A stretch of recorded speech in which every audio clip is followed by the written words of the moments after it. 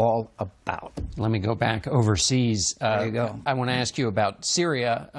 Let's listen to something that Secretary of State Tillerson said about the Russians who have interests in Syria and the United States. Let's listen to the Secretary. By and large, our objectives are exactly the same. How we get there, we each have a view. And maybe they've got the right approach and we've got the wrong approach. Do the Russians have the right approach? You can't make that up. You can't make that up.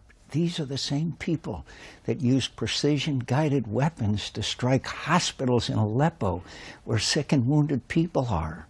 This is just, you know, I'm preparing myself mentally to be on this show. I said, John, you're not going to get upset. You're not going to get emotional. But I've met the White Hats. I know what the slaughter has been like. I know that the Russians knew that Bashar Assad was going to use chemical weapons.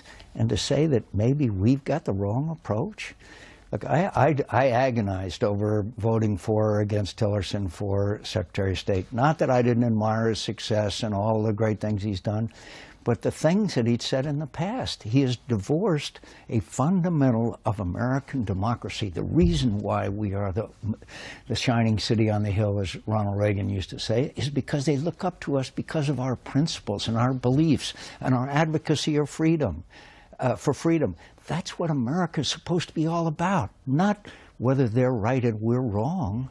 We know who's right and who's wrong here. Do you regret that vote for Tillerson? Sometimes I do, but I'm still torn by the fact that the American people chose this president, and he ought to be able to have his team. When Barack Obama won in 2008 and 2009, I voted for his team because I think that the American people wanted him to have his team. But don't think I wasn't worried about it, really worried. Finally, you were just recently in Afghanistan.